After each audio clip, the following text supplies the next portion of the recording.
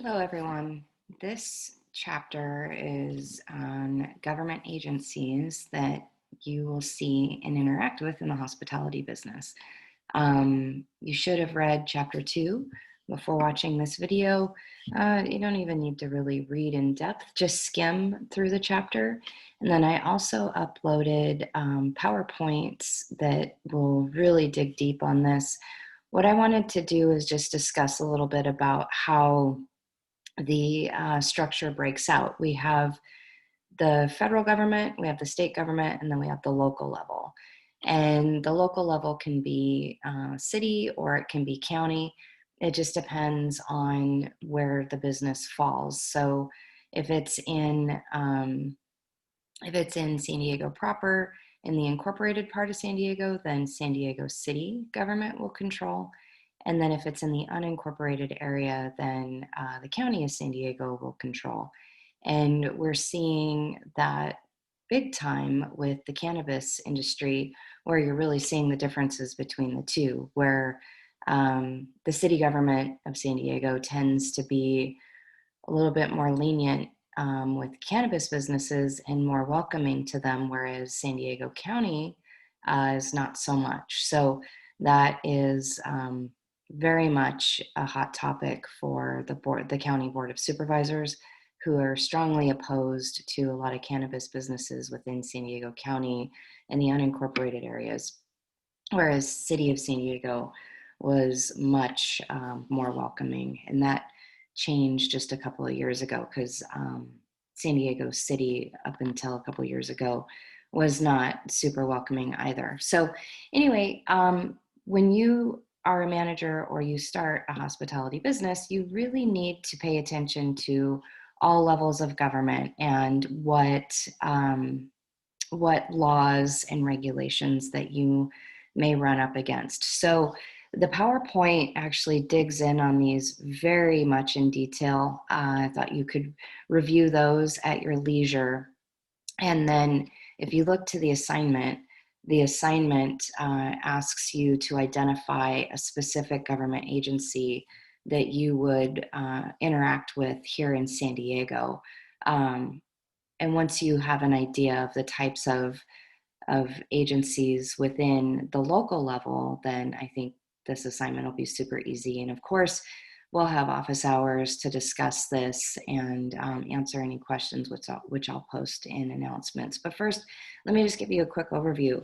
So the federal government is the law of the land. That is the supreme law of the land.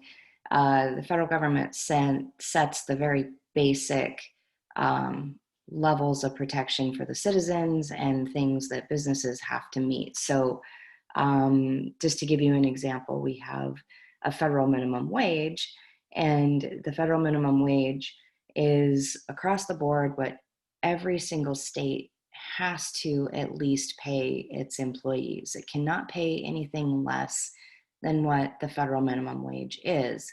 Obviously, there's tip credit states like New York where that may be different. I'll talk about that in other chapters. But anyway, for the most part, the federal government sets the federal minimum wage.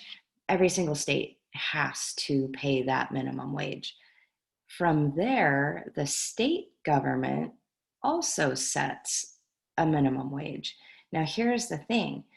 The state cannot make its minimum wage less than what the federal government stated, but it can make it more than what the federal government stated. So the federal government set the very lowest rate that it could be and offered at least that minimum level of protection for its citizens. Now, the state can make it more money and be more protectionist of its citizens, but it can't be less than what that federal benchmark is. So we have the federal government minimum wage, then we have the state minimum wage, which tends to be higher than the federal minimum wage. And then from there, we even have the city or the county minimum wage. So if you look, you'll see that in California, we have a state minimum wage, yes, but if you look it up, you will see that there are different minimum wages across the state. So If you look to San Francisco, for instance, their minimum wage is actually higher than most everyone else, other cities and counties in California. And they can do that because it's higher than the state minimum wage. And that's what they set their minimum wage to be. So that's an example of how the three levels of government work on the same exact issue. So you've got the federal, the state, and then you have the local level. So long as the lower level governments, like the local level or the state level, don't conflict with the federal level, meaning that they don't undercut. So the federal government, when it sets its minimum wage, it's doing so to make sure that workers minimally get paid a certain amount of money. Where a conflict would lie, again, is if the lower level governments tried to undercut that, because that is in direct conflict with what the federal government is trying to do. The federal government is trying to set a baseline minimum wage that has to be paid. And so long as you pay more than that, you're not in conflict. But if you try and pay less than that, then you're in conflict. And if you're in conflict, then the federal law controls, because federal law reigns supreme. And so that's where we have what's called preemption, where the federal law would preempt whatever the lower level laws are. So now into specific organizations, you have organizations like the FDA on the federal level that set out certain laws. And then on the state level, you'll have a health a health organization, much like the health department on the local level. So you, on all three levels, you're going to have agencies that are looking to do the same thing. You have, for instance, you'll see in the slides, you have OSHA. Now there's OSHA, the organization, the agency, and then there's OSHA, the act, which is the law. Now you have OSHA on the federal level that sets the minimum requirements for what a safe working environment is for workers and employees. And then on the state level, you have, in our case, California, we have Cal OSHA, which has, for the most part, adopted the federal laws, but California OSHA can actually set laws that are even more protectionist, so long as they have those minimum requirements. So you'll see those two organizations on the federal and state level. Similarly, and the federal and state level that have basically the same types of laws are that you're going to see is the Family Medical Leave Act. That's a federal law. You have the Family Medical Leave Act that says federal. You can look that up and you can see, I'm sure you've seen posters in your employer's offices where it says this is an amount of time that workers are able to take off of work, not necessarily paid, but you have to give these employees the opportunity to take medical leave for themselves, or in some cases to care for a family member. And then there's very specific requirements of what constitutes a family member that you can take off to take care of, but it's typically a 12-week leave that you're afforded. Now California has what's called the CFRA, which is pretty much exactly the FMLA, but it expounds on that a little bit more. And where you'll see the differences is who those laws actually apply to, where on the federal level, it may not apply to as many employers, whereas on the state level, they're going to make more employers have to abide by the CFRA. So those are just some examples of the federal and state organizations and departments and different laws that are very similar. Now you've got, on the federal level, you have clearly the Constitution and the amendments.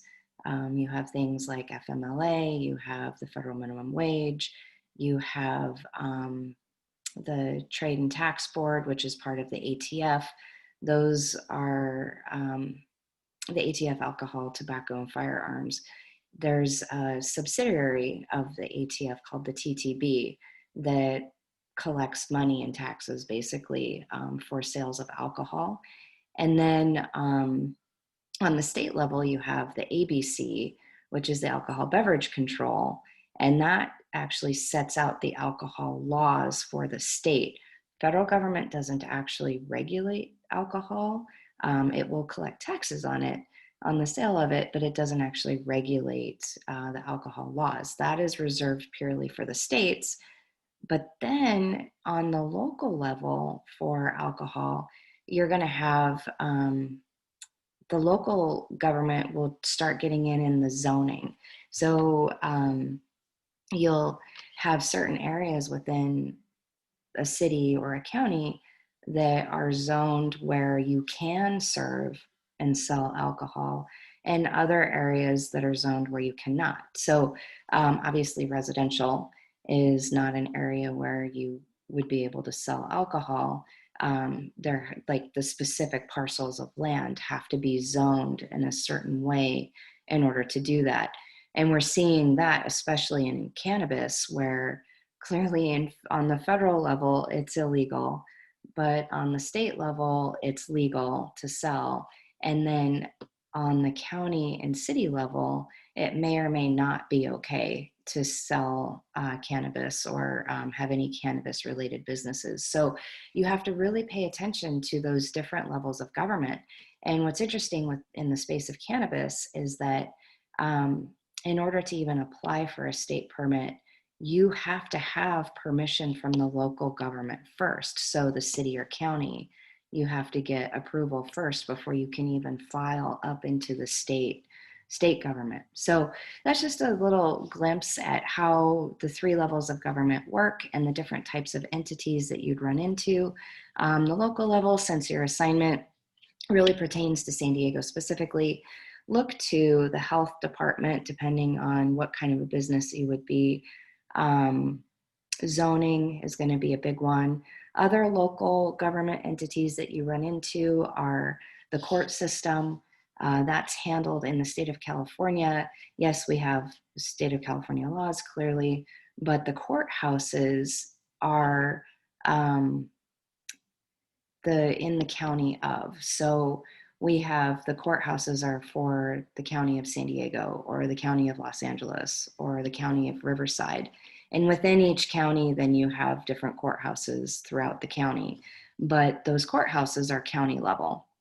And those will help you with judgments, any liens, those kind of enforcement actions would be handled on the local level, not as much on the state. So those are just some examples of local areas of government. Really look, in our case, a lot to the health department and zoning. Those are really big ones for us. So anyway, I'll set up some office hours and we can discuss this further, but the assignment for identifying government agency has been officially assigned and the corresponding due date is on there as well. So I look forward to seeing you guys in office hours.